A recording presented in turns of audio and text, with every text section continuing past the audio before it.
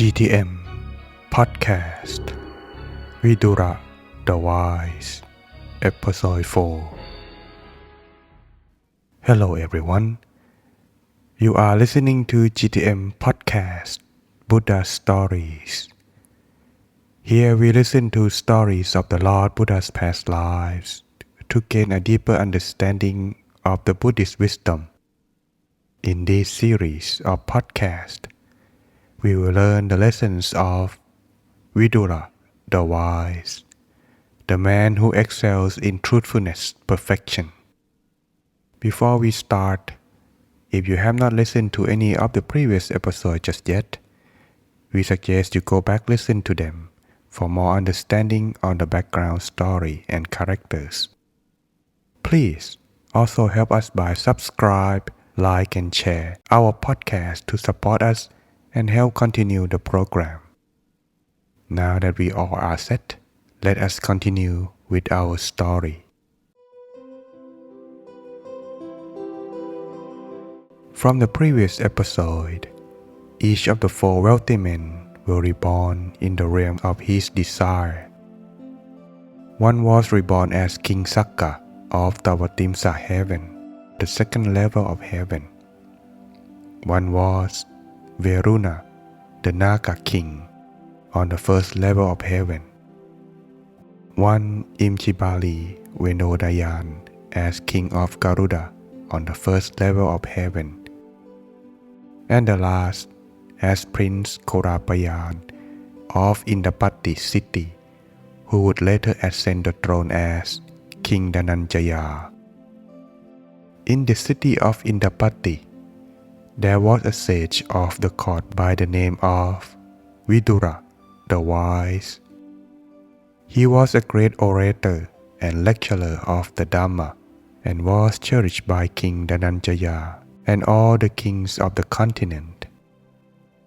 On one full moon day, King Dhananjaya observed the 8 precepts and went to his royal garden to practice meditation like he used to do on the full moon days in his previous existence.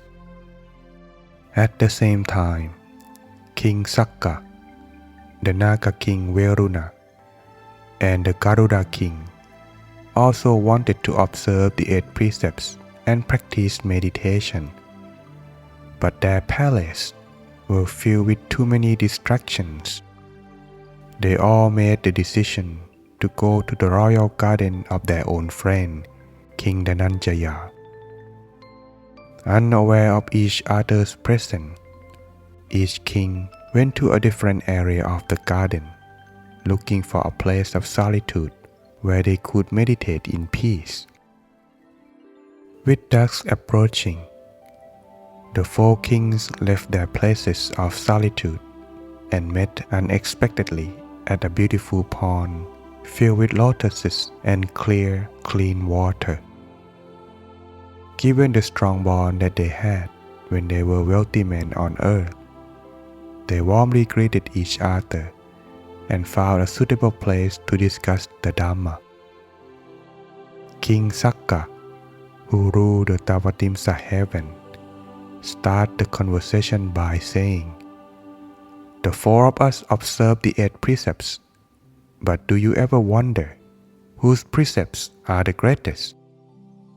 The Naga king Veruna quickly responded, "There is no question that my precepts are the greatest." In unison, the other kings exclaimed, "What makes you say that? What reason do you have for making this statement?" The Naga king said, "You know that the Garudas and the Nagas are enemies. Every Naga lives in fear of the Garudas. However, I am in the presence of the Garuda king, yet I do not have any fear or anger. I have been able to overcome my fear, and for this reason, my precepts are the greatest." Then he added, "Anyone who does not feel anger toward those who deserve it, because the wrongdoing will harm him, or one who feels anger but does not show it and maintains control is said to be at peace with the world. Hearing this, the Garuda king replied, "Normally, the Nagas are the Garuda's favorite food. Yet I keep the urge to kill Nagas for food under control, because I don't want to commit any misdeed. Therefore, my precepts are many times greater than yours." He added, "Anyone who controls his hunger is said to be disciplined and have perseverance. A person who refuses to commit a misdeed for the sake of a meal is said to be at peace with the world. Today, I abstain from killing a Naga king and consume him as food. Therefore, my precepts are the greatest." It was King Sakka's turn to speak.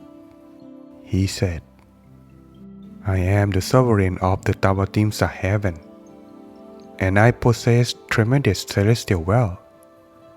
I am surrounded day and night by beautiful female celestial beings. Yet, I left that palace to observe the precepts and practice meditation. Therefore, my precepts are the greatest."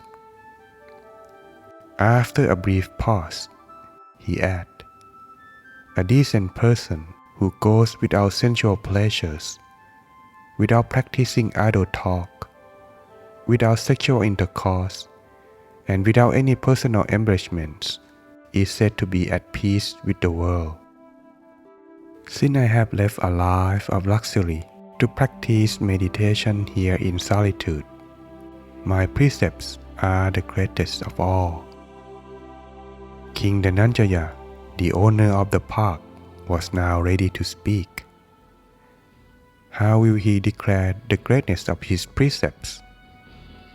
Whose precept will be proclaimed the greatest? What would happen next? The story continues in the next episode of Vidhura the Wise, the man who excels in truthfulness perfection. Please subscribe, like and share our podcast with family and friends. Until next time.